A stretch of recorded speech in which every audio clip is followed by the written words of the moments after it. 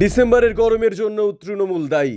শুভেন্দুর আজব দাবিতে কুণালের খোঁচা, বদ্ধ পাগল। তৃণমূল বিরোধিতায় সুর চড়াতে গিয়ে এবার আজব দাবি করে বসলেন বিরোধী দলনেতা শুভেন্দু অধিকারী। শুক্রবার কাঁথির এক অনুষ্ঠানে গিয়ে তিনি বলেন, এই যে ডিসেম্বরেও শীত নেই, গরম ভাব, তার জন্য তৃণমূল দায়ী। আর তৃণমূল স্বভাবত এই বিষয়টি নিয়ে মশকরা করতে ছাড়েনি।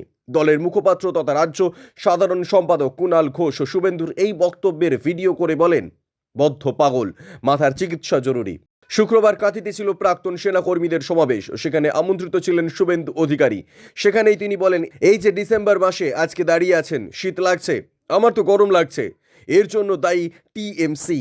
কিন্তু কেন আচমকা একথা বললেন তিনি? শহরের পুকুর ভরাট নিয়ে কলকাতা পুরসভা যে কড়া পদক্ষেপ নিয়েছে তা নিয়ে শুভেন্দুকে প্রশ্ন করা হয়। তাতে পরিবেশের ভারসাম্য নষ্ট হওয়ায় বিষয়টা বলতে গিয়ে শুভেন্দুর বক্তব্য, কলকাতায় তো পুকুর ভরাট হচ্ছে অনেক দিন ধরে। গত 10 বছরে 5,000 পুকুর ভরাট করা হয়েছে। তার জন্য তো কোনো ফাঁকা জায়গা আর নেই। এই যে ডিসেম্বরে দাঁড়িয়ে আছেন, শীত লাগছে কি? আমার তো গরম লাগছে, তার জন্য তৃণমূলই দায়ী। ব্যুরো রিপোর্ট, ইউজে নিউজ।